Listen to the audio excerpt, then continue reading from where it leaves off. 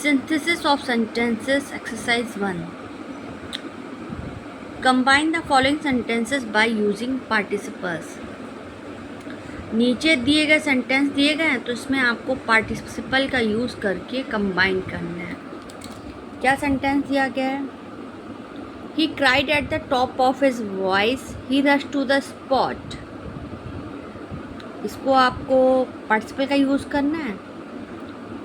इसमें present participle का use होगा. क्राइड है तो इसमें देखो क्राइड है तो इसमें क्राइंग हो जाएगा, आईएनजी का यूज़ हो जाएगा. तो क्या लिखेंगे? Crying at the top of his voice he rush to the spot. ये देखिए नोट किया गया है. Crying at the top of his voice he rush to the spot मतलब तेज़ आवाज़ में चिल्लाते हुए वह कहाँ पर पहुँचा? वह स्पॉट घटना स्थल पर पहुँचा. रश्ड. आगे देखिए. We had worked for 5 hours. We went home. हमने 5 घंटे काम किया था, हम घर गए थे. तो इसका क्या हो जाएगा? हाँ देखिए, having work for 5 hours had है तो क्या लिखेंगे? Having worked for 5 hours we went home. क्या लिखेंगे? यहाँ पर परफेक्ट पार्टिसिपल का यूज़ हुआ है जिसमें हैविंग लगता है और वर्क की थर्ड फॉर्म लगती है. Having worked for 5 hours we went home. क्या हो जाएगा? हैविंग वर्क हैड का हैविंग वर्क फॉर वही रहेगा, वी वेंट होम. नोट है आपका. 5 घंटे काम करने के बाद हम घर चले गए. इसके बाद क्या दिया गया? We had been hit on the head he fell unconscious. हमारे सर पर चोट लगी थी, उसके सर पर चोट लगी थी, वह बेहोश हो गया, अनकॉन्शियस. तो इसका क्या हो जाएगा? हैड बीन है तो क्या लिखेंगे? Having been hit on the head. क्या लिखेंगे? Having been hit on the head he fell unconscious मतलब सर पर चोट लगने के बाद वह बेहोश हो गया. देखिए, having been hit on the head he fell unconscious. Head के बाद कॉमा लग जाएगा. इसके बाद है she delivered a performance it was stunning. उसने एक परफॉर्मेंस की, वह ज़बरदस्त थी. कोई भी प्रोग्राम होता है ना, कहते हैं हम बहुत बढ़िया था. तो अब इनको सेंटेंसेस को जोड़ना है तो कैसे करेंगे? She delivered a stunning performance. क्या लिखेंगे? She delivered a stunning performance. आगे, he was overwhelmed by emotion he could not utter a single word. देखिए ये लिखा है ना. अच्छा ये देख लिया. She delivered a stunning performance. दोनों सेंटेंसेस को मिलाकर शब्दों को जोड़ा गया है. He was overwhelmed by emotion. वह भावनाओं से अभिभूत था. He could not utter a single word. वह एक भी शब्द नहीं कह पाया. वॉज का यूज़ है तो क्या लिखेंगे? बीइंग. वॉज की जगह क्या यूज़ होगा? BEING. Being overwhelmed by emotion he could not utter a single word. ठीक है. आगे दिया गया who is that girl she dancing with your brother. वह लड़की कौन है जो आपकी भाई के साथ नाच रही है. तो क्या लिखेंगे इसको इन दोनों सेंटेंसों को जोड़ना है तो क्या लिखेंगे? Who is that girl comma लगा के who is that girl dancing with your brother. क्या हो जाएगा? ये देखिए हाँ लिखा है मैंने.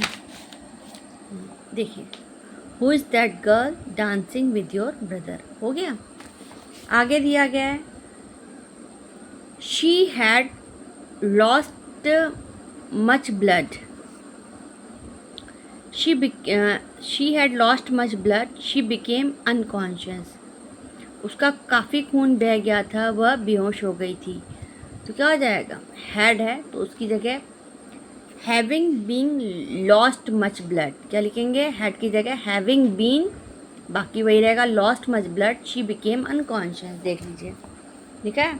Having been lost much blood she became unconscious मतलब काफ़ी खून बहने के बाद वह बेहोश हो गई थी. आगे देखिए, I failed my engineering exams, I took up cheating. मैं अपने इंजीनियरिंग एग्ज़ाम्स में फ़ेल हो गया था,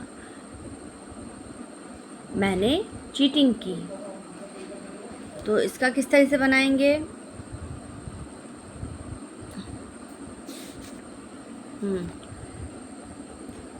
क्या लिखेंगे? हैविंग बीन, शब्दों को, सेंटेंसेस को जोड़ना है, दो अलग अलग सेंटेंस उन दोनों को। तो इस पर यहाँ पर परफेक्ट पार्टिसिपल का यूज़ होगा और perfect participle passive voice. Having been failed my engineering exams, क्या लिखेंगे? Having been failed my engineering exams, I took up cheating.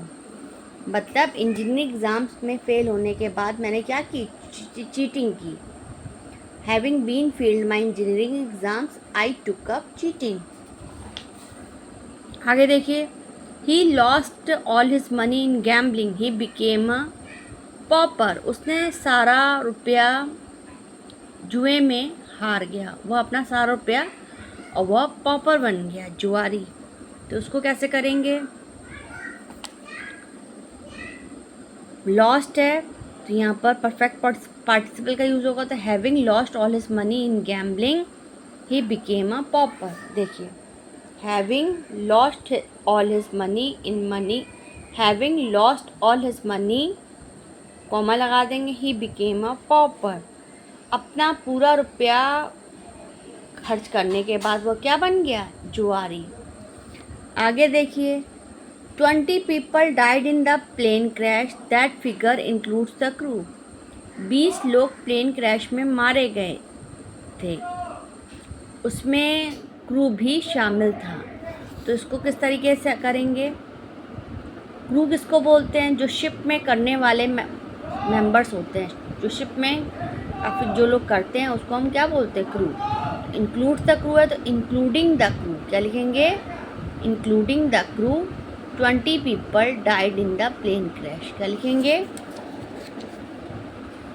Including the crew, क्या लिखेंगे? Including the crew 20 people died in the plane crash। मतलब